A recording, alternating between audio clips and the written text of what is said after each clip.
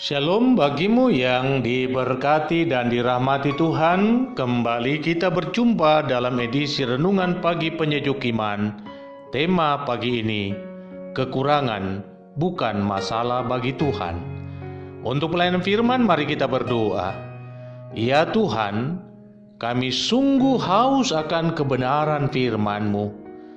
Kiranya Roh Kudus-Mu bekerja menguasai hati dan pikiran kami, sehingga firman-Mu memampukan kami untuk mengerti dan kami diteguhkan menjalani hari ini. Di dalam nama Tuhan Yesus kami berdoa.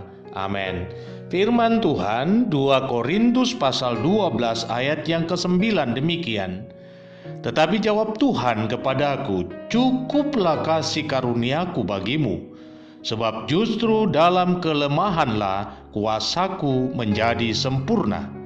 Sebab itu lebih suka aku bermegah atas kelemahanku, supaya kuasa Kristus turun menaungi aku. Saudaraku, saya punya sebuah cerita yang syarat dengan pesan moral yang begitu agung. Adalah seorang abdi kerajaan yang diberi tugas setiap pagi mengisi bak untuk kebutuhan air bersih istana.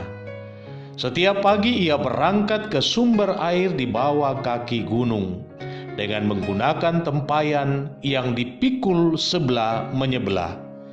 Pada suatu waktu, satu tempayan retak, namun ia tidak menggantinya dengan yang baru, walau air yang tersisa dalam tempayan yang retak itu hanya setengah yang tiba di istana dan setengahnya menetes membasahi pinggiran jalan yang disusurinya. Kondisi ini berlangsung beberapa tahun, namun sang abdi tidak juga mengganti bejana yang retak itu. Melihat kenyataan tersebut, tempayan yang baik merasa bangga atas pencapaiannya karena tak ada air yang tertumpah daripadanya. Namun tempayan yang retak malu pada keadaannya sebab ia merasa gagal untuk melakukan tugasnya dengan sempurna. Lalu si bejana retak berkata kepada sang abdi, "Sungguh aku malu akan keadaan ini. Mungkin lebih baik saya dibuang saja karena saya tak berguna."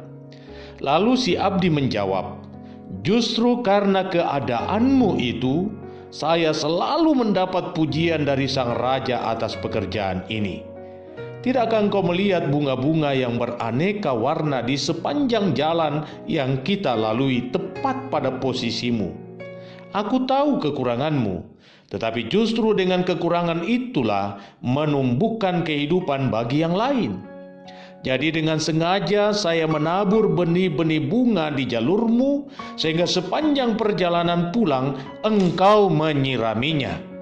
Dan selama ini aku telah memetik bunga-bunga itu untuk menghiasi meja kerja sang raja. Semerbaknya bunga telah memenuhi ruangan sang raja, dan itu hanya mungkin karena kekurangan yang ada padamu, dan menurut saya kekurangan itu adalah sebuah kelebihan dan berkat."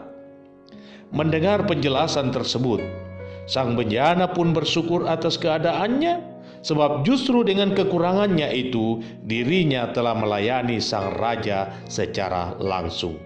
Saudaraku, setiap kita memiliki kekurangan, tetapi yang menjadi soal bahwa tidak semua kita menerima kekurangan itu dengan lapang dada.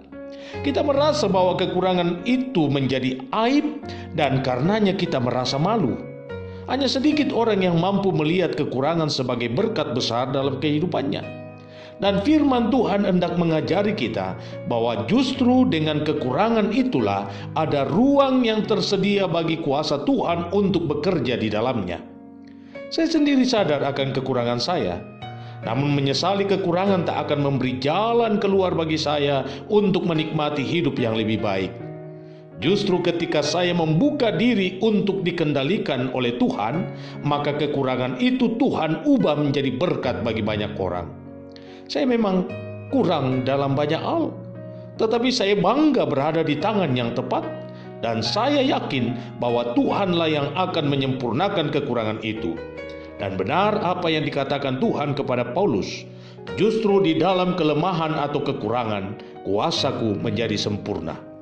Kekurangan Anda bagi Tuhan tak menjadi masalah, asal Anda siap untuk dibentuk menurut rencana dan rancangannya. Karena itu saya hendak menegaskan hal ini. Dunia bisa jadi memandang Anda dengan hina, tetapi dalam pandangan Tuhan, Anda tetap berharga dan mulia.